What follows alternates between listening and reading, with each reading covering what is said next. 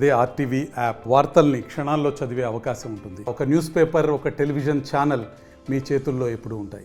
ఈ వన మహోత్సవం అనేటువంటి కార్యక్రమాన్ని ముఖ్యమంత్రి గారు ప్రతిష్టాత్మకంగా తీసుకుని రాష్ట్ర వ్యాప్తంగా వన మహోత్సవం అనేటువంటి ఒక పండుగ వాతావరణంలో అందరినీ దాంట్లో పాల్గొనేలా చేసి కార్యక్రమాలు నిర్వహించాలనేటువంటి తలంపు చేయటం, దాంతోపాటు అద్భుతమైనటువంటి పర్యావరణ ప్రేమికుడు, అదేవిధంగా ఏ మాట చెప్పినప్పటికీ కూడా ప్రకృతిని మనం కాపాడుకోవాలనేటువంటి మాట చెప్పి ఆయన రాజకీయ సిద్ధాంతాల్లో కూడా పర్యావరణ పరిరక్షణ అనేటువంటి అంశాన్ని ప్రధానమైనటువంటి అంశంగా పెట్టుకున్నటువంటి జనసేన పార్టీ అధ్యక్షులు ఉప ముఖ్యమంత్రి శ్రీ పవన్ కళ్యాణ్ గారికి వారిద్దరికీ కూడా మన తరఫున ప్రత్యేకమైనటువంటి ధన్యవాదాలు తెలియజేస్తా ఉన్నాను.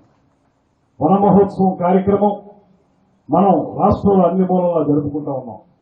ముందుగా నేను ఎవరైతే ఎన్సీసీ క్యాడెట్స్ ఉన్నారో వాళ్ళకి శాల్యూట్ చెప్తున్నాను. ఎందువల్లనంటే నేను అక్కడ ఒక మొక్కని నాటి ఇక్కడికి వచ్చేస్తే చెట్టు చివరి వరకు ఉన్నటువంటి అన్ని హోల్స్ లోనూ కూడా దగ్గరుండి వర్షంలో వాళ్ళు బాధ్యత తీసుకుని ఇక్కడ మీటింగ్ జరుగుతుంది ఏదో చూద్దాం అనేటువంటి ఆలోచన కాకుండా వాటన్నిటినీ పూర్తి చేసినందుకు ఎన్సీసీ క్యాడెట్స్ కి మనందరి తరఫున కూడా ప్రత్యేకమైన అభినందనలు. ఆ వయస్సులో, చిన్నారి వయస్సులో వారిలో ఆ కాంక్ష రావటం, మొక్కల్ని నాటాలి, వాటిని జాగ్రత్తగా పెంచుకోవాలనేటువంటి ఆలోచన రావటం అనేది భవిష్యత్ ఆంధ్రప్రదేశ్ కి చాలా ఉపయోగపడుతుంది అనేటువంటి మాటను నమ్ముతున్నాను. అదేవిధంగా నేవీ వారు వచ్చారు, నేవీ క్యాడెట్స్ వచ్చారు, ఎన్ఎస్ఎస్ ఇవాళ నేను కొత్తగా చూసింది. మేము ఎన్ఎస్ఎస్ లో ఉన్నప్పుడు మాకేం డ్రెస్ కోడ్ ఉండేది కాదు, ఇప్పుడు కొత్తగా పెట్టారట. చక్కటి డ్రెస్ కోడ్ తోటి వాళ్ళు కూడా వచ్చారు.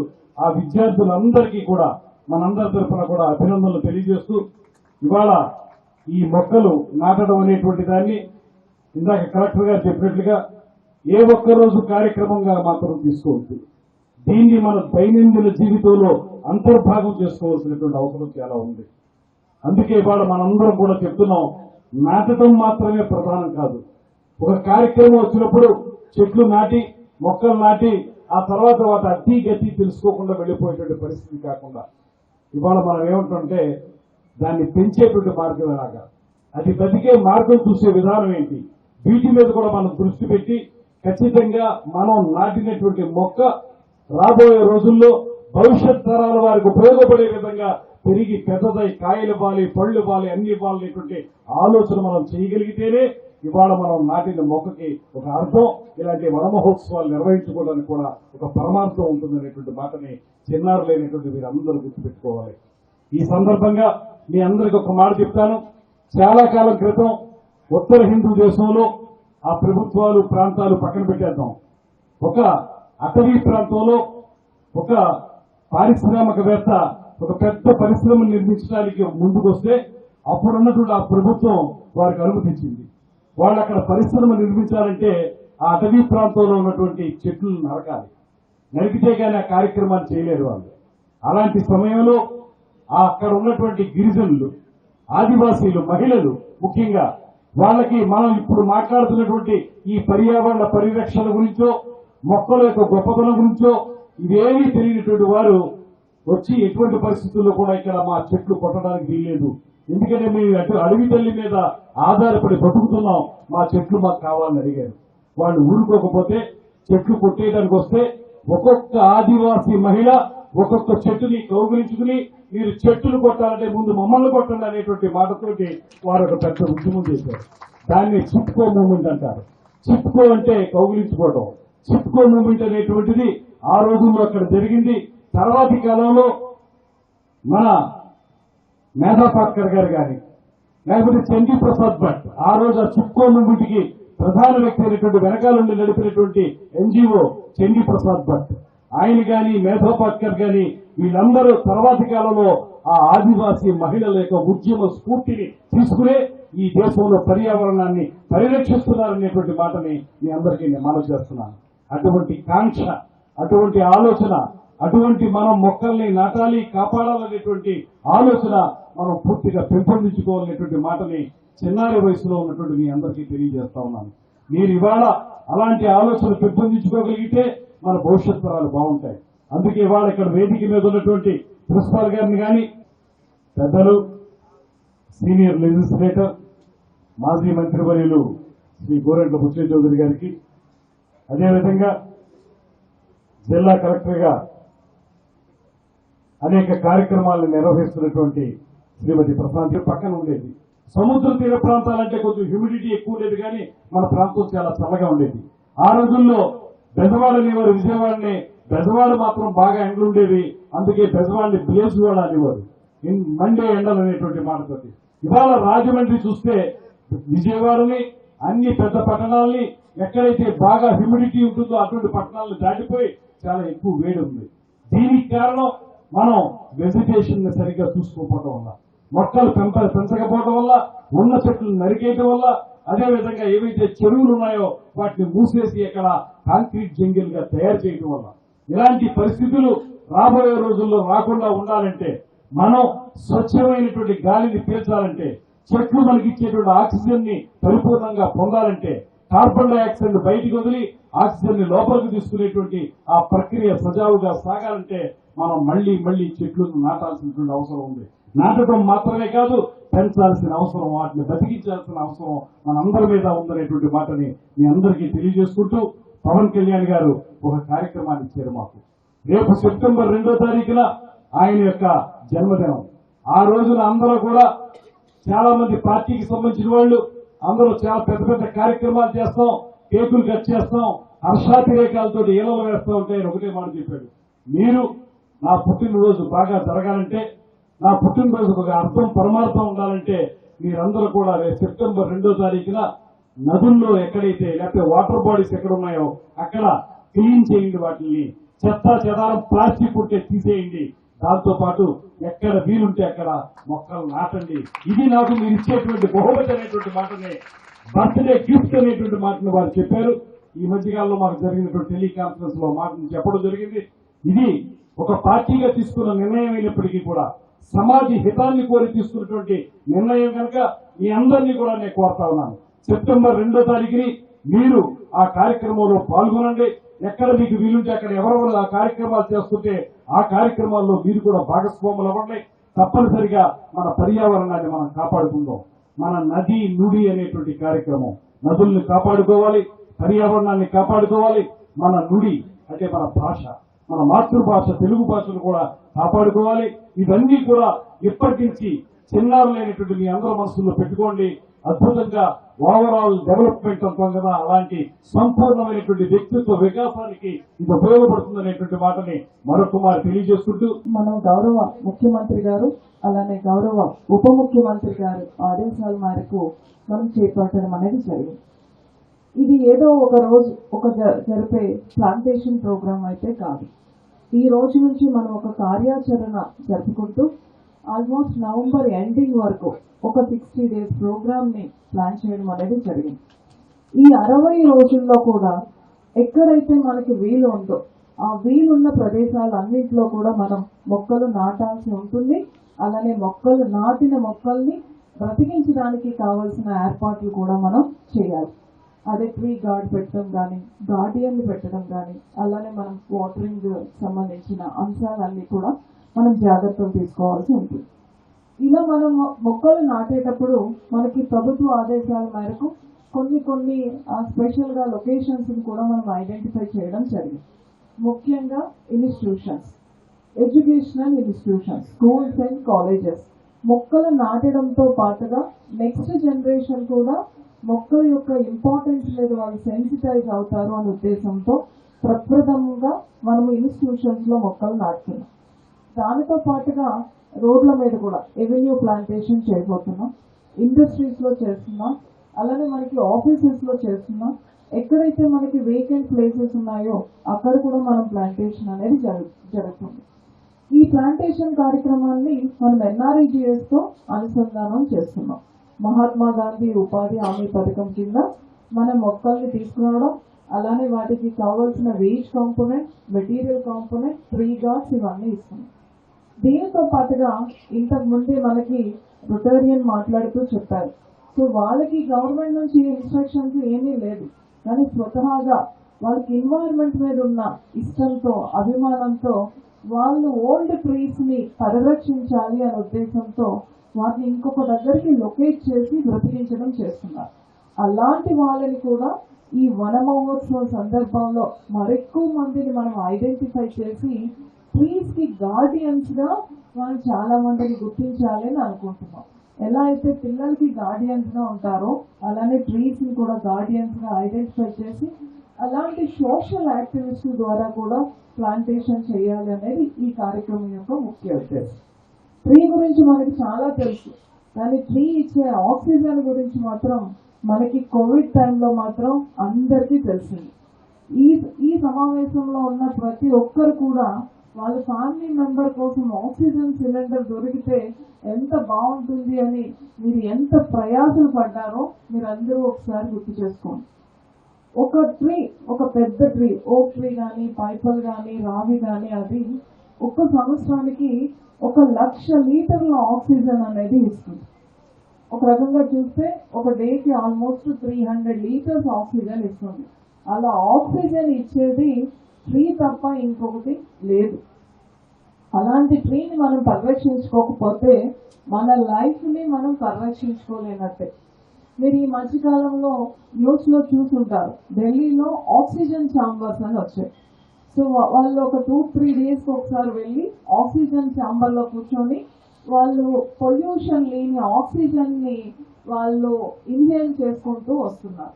సో అలాంటి పరిస్థితి ప్రతి ఒక్కరి దగ్గరికి రావచ్చు. మన గతంలో చూసుకుంటే టెంపరేచర్స్ చూసేటప్పుడు కొత్తగూడెంలో మాత్రమే మనకి 45 అబౌవ్ కనిపిస్తూ ఉండేది. అక్కడ అంత వేడిగా ఉంటుందా అనుకున్నాం. కానీ ఇప్పుడు ఆ 45 అబౌవ్ అక్రాస్ ద స్టేట్ అన్ని ప్రాంతాల్లో కూడా 45 అబౌవ్ టెంపరేచర్ అనేది మనం రిపోర్ట్ చేస్తా ఉన్నాం.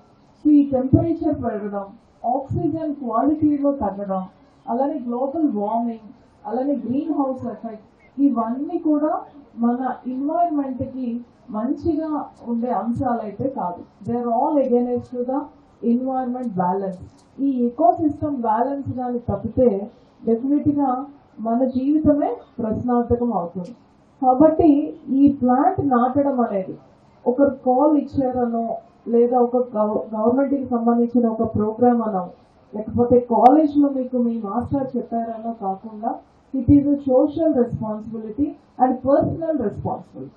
సో మనం దాన్ని ఒక వ్యక్తిగత బాధ్యతగా మనం తీసుకొని ప్లాంట్స్ నాటి ప్లాంట్స్ ని బ్రతికిస్తే మనం చాలా ఎనలేని సేవ చేసిన వాళ్ళం అవుతాం. సో ఈ అవకాశాన్ని అందరూ వినియోగించుకొని విరివిగా ప్లాంట్స్ నాటించండి. అలానే ఎవరైనా చెట్లు కొడుకునేటప్పుడు అది ఆపడానికి కూడా ప్రయత్నించండి. ప్రభుత్వ విధానాలు బట్టే ఈ కార్యక్రమం ఉంటుంది. ఏదైనా ప్రజల భాగస్వామితో విధివంతం చేయగలం. మన పర్యావరణానికి హాని జరుగుతూ ఉంది. ఒకనాడు కొంతమంది కూడా కోడికొండగా మార్చారు, కోడి వ్యవసాయం చేస్తూ. ఆ రోజు మన నందమూరి తారక రామారావు గారు ఆ రోజు కూడా నియంత్రణ ఆలోచించి విమానాల ద్వారా సీటింగ్ చేయించారు. తిరుపతి కొండల్లో కానీ మన రంపచోడవరం మారేడుమిల్లి ప్రాంతాల్లో కానీ విమానాల ద్వారా సీటింగ్ చేస్తే ఇవాళ పచ్చదనం రావడానికి కారణమైంది. మనానికి కూడా ఏమవుతుందంటే ఈ మధ్య కాలంలో వ్యవసాయ భూములు తోటలన్నీ కూడా కొట్టేసి రియల్ ఎస్టేట్ మారిపోయింది. రాజమండ్రిలో వేడి పెరిగిపోతోంది. విజయవాడ ఒకప్పుడు గద్వాల కొండలు మండిపోయాయి. దానికి నుంచి రాజమండ్రిలో మండిపోవడానికి కారణం అన్ని భూములు కొట్టేసి లేఅవుట్లు చేశారు. అక్కడ ఇల్లు కట్టలు ఏమి రాదు, మొక్కలన్నీ తగ్గిపోయాయి. పర్యవసానంగా వేడి పెరిగింది. మరో శాండ్ క్యాస్టింగ్, గోదావరిలో శాండ్ క్యాస్టింగ్, హ్యూమిడిటీ పెరగడానికి ఇవన్నీ కారణాలు అవుతుంది. ఇవాళ రెవెన్యూ ప్లాంటేషన్ చేస్తా ఉన్నాం, మన కరెంటు వాళ్ళు కొట్టేసే పరిస్థితి వస్తున్నాం. మొక్కలు పెట్టేటప్పుడే జాగ్రత్త తీసుకోవాల్సిన అవసరం ఉంటుంది. మొక్కలు ఏ సైజు కొట్టాలి, ఏ సైజు పెట్టాలి, ఇవన్నీ కూడా మనం ఆలోచన చేసుకుంటూ ఉండాలి.